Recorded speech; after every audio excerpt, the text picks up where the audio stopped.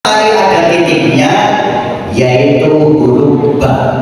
Jadi panjenengan kalau baca Quran pertama kali itu ayatnya Bismillahirrahmanirrahim. Huruf di dalam Al-Quran yang terakhir ada titiknya, yaitu huruf Nun. Panjenengan kalau baca Quran terakhir pasti ayatnya minal jinnati wan nas, setelah itu alif sin. Bah itu titiknya itu tidak melekat pada huruf ba-nya itu. Artinya titik di dalam ba ini disebut di dalam kitab-kitab tasawuf adalah nuqtatul mawjudah, titik awal daripada wujudnya semua alam yang ada di dunia ini. Angka seberapa sebesar apapun pasti diawali dengan titik. Panjenengan kalau tadi huruf 1 pasti titik. Angka 2 titik. Jadi semua nas itu secara bahasa Arab artinya ada dua. Pertama artinya kelalen, yang kedua artinya manusia. Atau pun bahwa manusia ini kandungan sifat kelalen maklunan manusia. Saya tanya sama ibu-ibu, pinter kelalenan kalau butuh kemutan suka budi. Mohon maaf tanpa mengurangi kehormatan. Bojone nyong kowe butuh, tapi nek ngomong duit-duit kemutan. Ya namanya.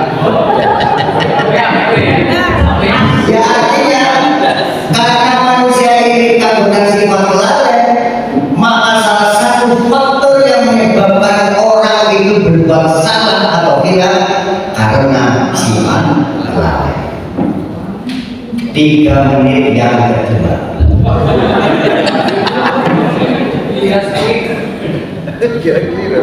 Di dalam kitab Ulumul Adnan masih disebutkan an-nasu khalqun diniyun wa khalqun ijtimaiyun. Manusia itu ditakdir oleh Allah sebagai makhluk yang religi dan sebagai makhluk sosial. Atau itu bahwa manusia terdiri dari 2 unsur, unsur sama wa unsur ardi. Ada unsur langit, ada unsur bumi. Allah menciptakan jasad manusia dari unsur bumi. Saya beberapa kali menyampaikan, Allah menciptakan ruhani manusia dari unsur langit. Dan saya kira ini diakui oleh semua agama. Saya lahir tahun 70, kira-kira tahun 90 pulau ketemu kira-kira. Pulau bayang-bayang kayaknya esinang mundur, boleh. Karena apa? Mundur boleh, berdiri, itu kan panganan bapak bina saya. Dari unsur makanan itu Allah jadikan orang sing jadi batu. Ada yang jadi kulit, ada yang jadi daging. Mungkin khusnudon saja kerjasama yang baik di malam hari atau mungkin pagi hari bapak bini saya sebagian anak sing jadi inyong. Jadi menurut saya pandang kayak mundur itu memang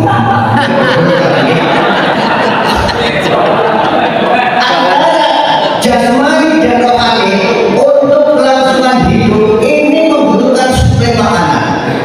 Jasmani kita semakin dimasuki makanan yang bergizi, makanan yang bervitamin, maka jasmani kita akan menjadi sehat.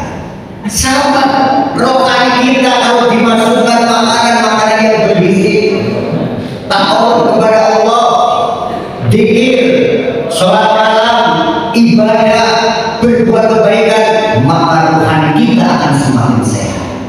Tetapi sebaliknya ketika jasmani kita disuplai makanan-makanan yang mengandung racun, mengandung zat kimia, tidak menutup kemungkinan akan menjadi penyakit. Sama rohani kita kalau dimasuki makanan-makanan perilaku dosa, perilaku maksiat, mungkar, lama-lama rohani kita akan kena penyakit. Kalau rohani kita akan kena penyakit, lama-lama rohani kita mati. Kalau rohani kita mati, pasti jauh dari Tuhan. Bedanya itu saya untuk Bapak. Orang kalau kena penyakit jasmani yang hubungannya dengan medis, hanya diri sendiri yang tahu, orang lain tidak tahu.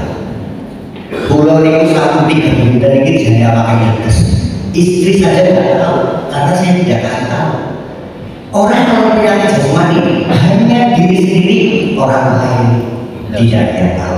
Tapi sebaliknya kalau orang kena penyakit rohani, justru yang tahu orang lain, terkadang dirinya sendiri tidak tahu, bahkan tidak sadar sedang kena penyakit. Contoh, ada orang kena penyakit berbulu, kira-kira sing ngertos apa itu yang berkokot yang itu orang lain. Ada orang kena penyakit sombong, tidak menghargai orang lain, pasti yang tahu orang lain. Wah, paksa ini sombong banget. Ya kan saya dirinya sendiri tidak sadar kena penyakit.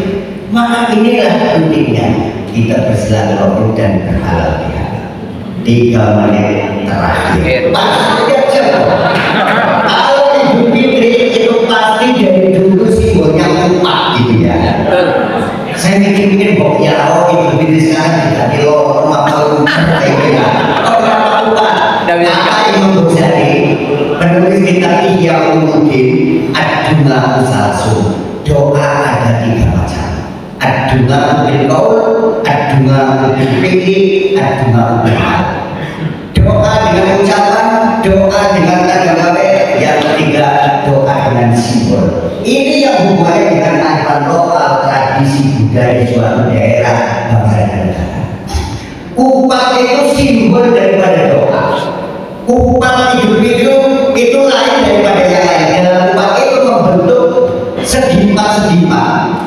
Di dalam sedipan itu ada sudut yang membentuk 90 derajat, ada 4. Satu-satunya huruf yang membentuk 90 derajat adalah huruf L. Artinya orang yang mendapat gelar minal aidin wal faizin, orang yang melaksanakan 4 L.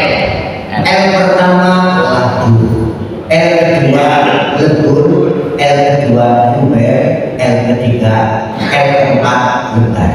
Labur, lebur, luber, lebar.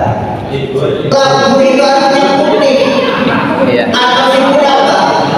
Kan itu dong.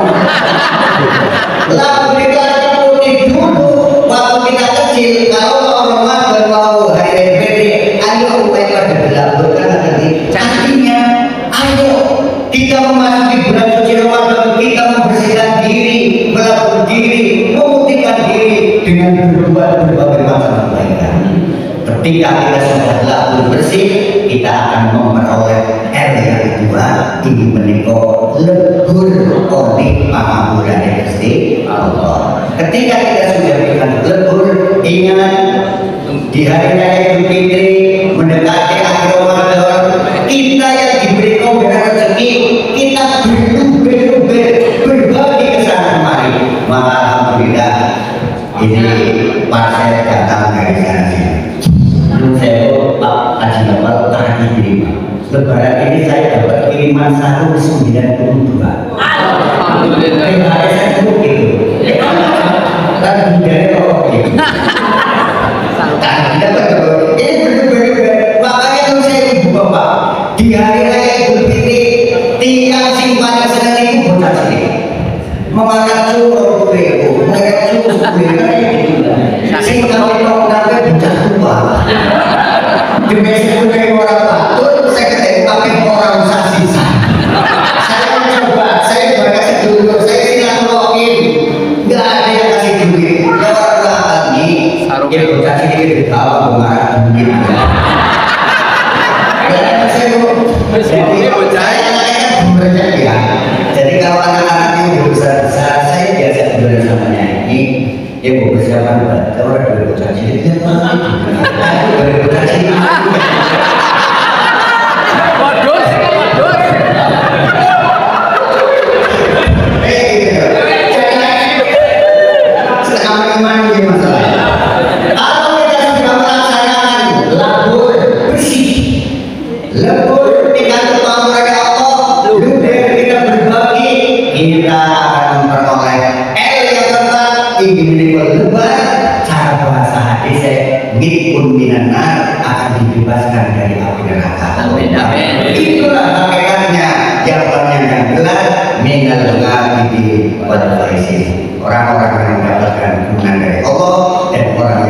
mendapatkan kebahagiaan dunia akhirat. Allahumma pas 5 menit